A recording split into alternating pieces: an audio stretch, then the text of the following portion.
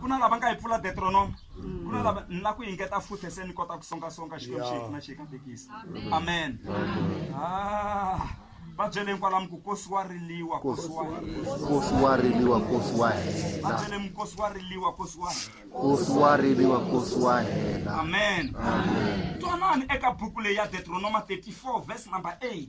Yiri va Israel va rila Nkosi wa Muxe masiku ya 30 erivaleni ra Mowabu, kutani Nkosi wa kona wu hela. Va byele kwalamu ku rilani mara a wu hela Nkosi. Nkosi wa riliwa, Nkosi wa hela. Vanhu lava rilaka Nkosi mara wu nga ri heli i vanhu lava loko se Nkosi wu hundzini va sala se va ri na mavabyi lawa a va nga ri na wona. Van'wani va sungula ku va na vuvabyi bya mbilu. Van'wanyana ku tlela a va tleli hi ku va rila va nga heti. Munhu luya a nga va sukela murhandziwa wa vona u vuya ne le vurhongweni lembe hinkwaro u tshamaka a vo mufi yena hi mhaka ya ku a nga lavi ku Nkosi wu hela. Se vanhu lava nga lavi ku Nkosi wu hela van'wani hi lava mi va vona ku va famba va ka va vulavula va ri voxe va hlayela na titiwa. U le ku rileni ka Nkosi lowu se u nga na 10 years back. U rila Nkosi lowu se u nga na 15 years back. Se ni tela ku tsundzuxa vanhu ku Nkosi mhani wa mina wa riliwa, Nkosi wa hela. Haleluya. Van'wani la mi loveriwe hi vakhalabya va n'wina. Van'wani mi loveriwe hi vana va n'wina. Van'wani mi loveriwe hi lava a va ri kusuhi na n'wina. Mara mi rili Nkosi mara Nkosi wa kona wu herini namuntlha. A mi vhe mi ti tshika mi ti cukumeta. Nkosi wa riliwa, Nkosi wa hela. Va nga mi hleka namuntlha va ku mi hlangani na xiyimo mara tivani mhaka leyi ku Nkosi wa riliwa, Nkosi wa hela. Hi nge tshami hi ri Nkosini na vana va mina. Hi nge tshami hi ri Nkosini minkarhi hinkwayo. Nkosi wa hela. Yiri va rila Nkosi wa kona kutani Nkosi wu hela. Va hangalaka va tlhelela emakaya ya vona se va ri kahle etimbilwini ta vona. Nkosi wa riliwa, Nkosi wa hela. Haleluya. Ninga chumayela xikarhi ka hina na. Yes. Nkosi wa hela. Siku mi nga heleriwa hi ntirho mi vuyi mi rila mi ti pfalela ne le ndlwini mara namuntlha a swi helangi. Nkosi wa riliwa, Nkosi wa hela. Haleluya. Van'wani siku u nga hlongoliwa vukatini u twa nge misava ya hela so u rili Nkosi wa kona mara xikwembu xi endla ndlela u tlhela u kuma vukati byin'wanyana u hlayiseka ku tlula ne le ku sunguleni. Leyi i sayini ya ku komba ku Nkosi wa riliwa ande wa hela. Yes. Mi nga rila Nkosi wa ku va mi sukeriwe hi maxaka na vanghana. Mi sukeriwe hi lava a va ri kusuhi na n'wina va mi jikela va ka va hanya va mi rejecta. Haye Nkosi wa riliwa kokwane, Nkosi wa hela. Hambi ku hi tlela xindlwani xo khokhomela mi nga hleki hi Nkosi wa hina hi nga hlangana na wona mara Nkosi wa hela.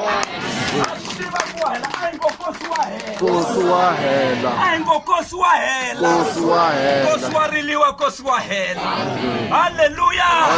Swa endleka mi tlela mi nga dyangi na vana va n'wina va mi hleka loko mi pfuka nkarhi wun'wani tiya ya kona mi pfuka hi mikapu masiku hinkwawo mara mo ni mi byela ku Nkosi wolowo wu ta hela siku rin'wanyana. Nkosi wa riliwa, Nkosi wa hela. Va endla ndlela n'wana a kula a kuma basari a dyondzeka va dokodela a sungula ku mi sula mihloti. Nkosi wa riliwa, Nkosi wa hela. Haleluya.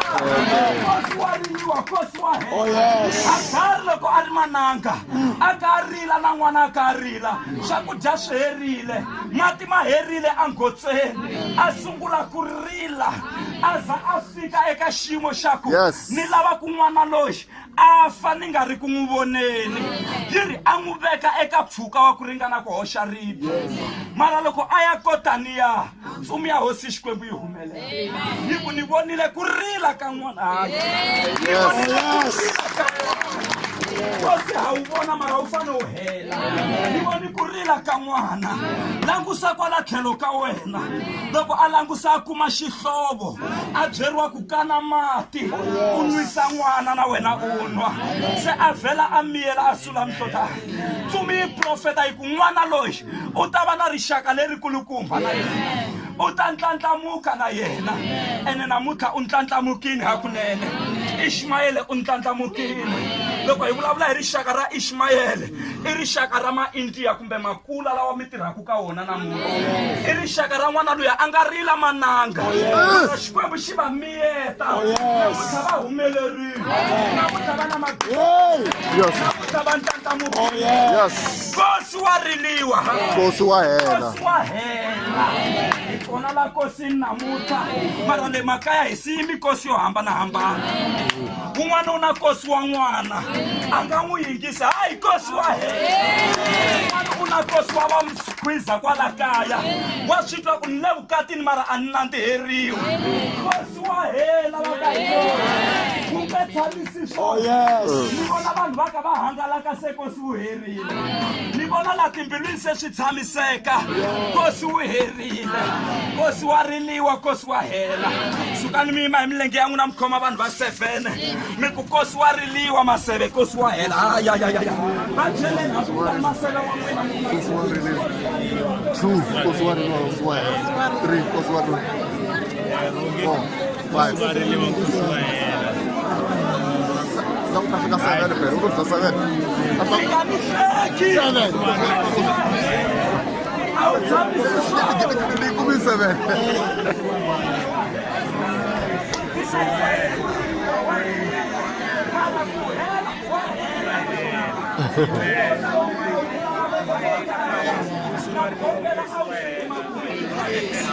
Niri nkosi lowu mi nga wu rila malembe mo tala a wu fiki makume hi vito ra Yesu van'wana a va ri mikosi ya ku pfumala mitirho wu fika makume nkosi wolowo wu fika makume hi vito ra Yesu un'wana a ri nkosini wa ku va vana va nga pasi xikolweni wu fika makume nkosi wolowo nkosi wa riliwa Nkosi wa hela nkosi wa riliwa Yes Nkosi wa hela Nkosi wa riliwa Nkosi wa hela kula matimba la Yesu ara mi tolovele hi ku hanya hi ku kombela wa hela nkosi wo kombela na mi kuma swa n'wina a nga hakerisi vana ka makhelwane se mina ya n'wina yi nga tin'wana ti va ti ri hava vanhu hi loko se nkosi wu herile na mi vona mi chaveleleka na mi vona mi tsaka nakambe na mi vona mi kuma matimba lamantshwa loko se mi saseka